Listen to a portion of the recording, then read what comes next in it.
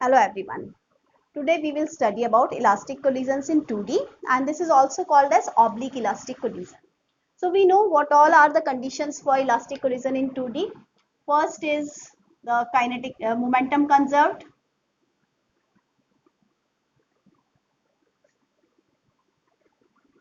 Second is kinetic energy conserved.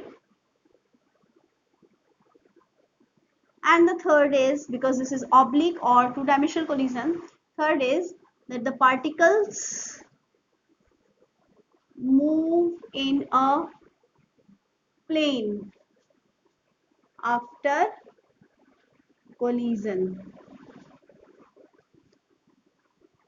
right?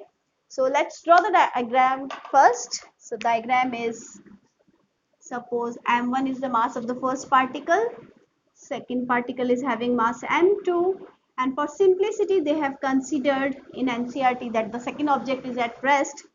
First is moving with velocity u1. So during collision case I am drawing here. So this is m1, this is m2, and after the collision, so one moves along this direction, so this is m1, and second moves along this direction, which is m2. So the first mass moves with velocity v1 and the second mass moves with velocity v2, right? So that's why, because here it is moving in a plane, so that's why this is also called as oblique collision or collision in 2D. So this is before collision case,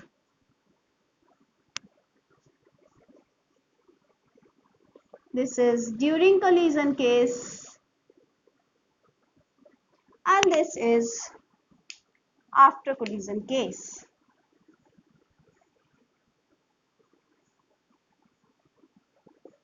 Right? So since this is in a plane, we will have to do some vector treatment over here. Now before that, we will first write the expression for this. Now we are saying that the momentum is conserved. So what does that mean? The total momentum before collision must be equal to total momentum after collision. That means initial and final momentum are same.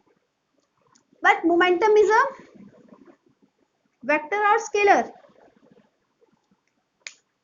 It's a vector quantity.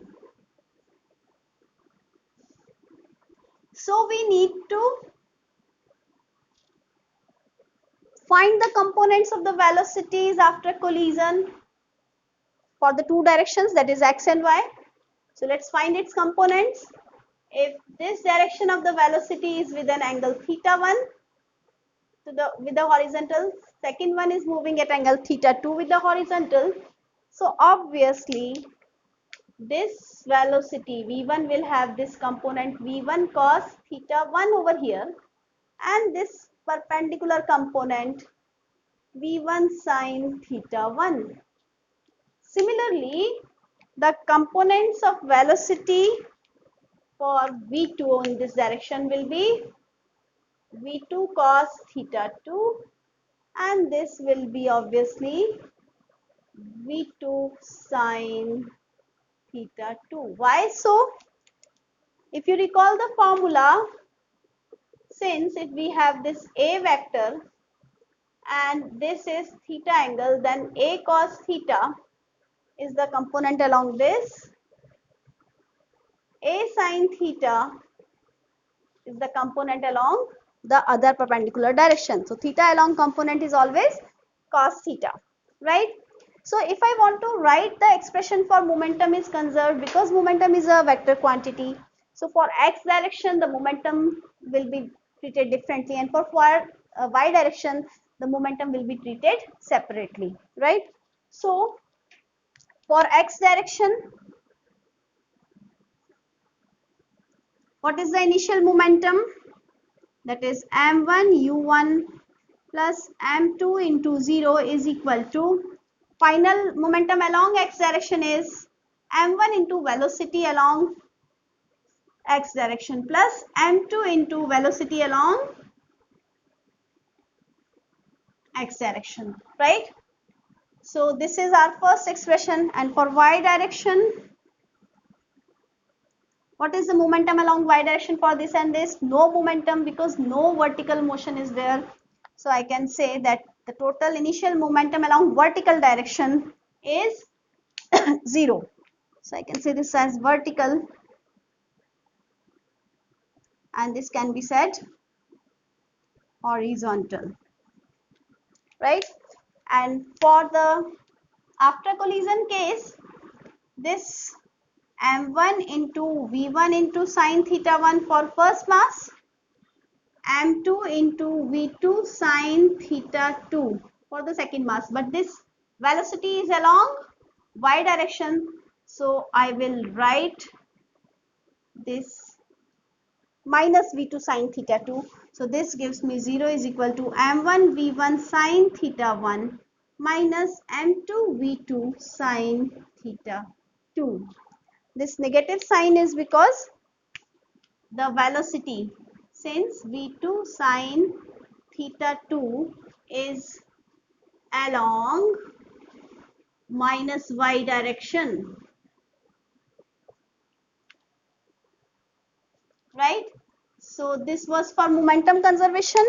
Now let's write the expression for kinetic energy. Is kinetic energy a scalar? Yes, it is a scalar quantity. So I'll just mention it's a scalar quantity. Scalar quantity, therefore no need of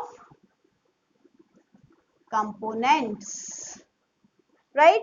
So I'll simply write kinetic energy initial is equal to kinetic energy final, as the kinetic energy is conserved.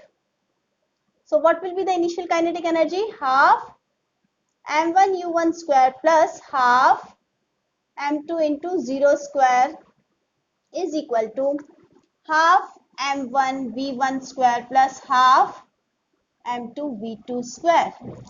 So I can rewrite this same step, eliminating this. So this will be half m1 u1 square is equal to half m1 v1 square plus half m2 v2 square. So I have these three equations. This is my equation 1, this is my equation 2, and this is my equation 3. So these three equations help us in calculating many things for elastic collisions in 2D. So the cases we will discuss separately in the next video. So that's all for now. Thank you and have a nice day.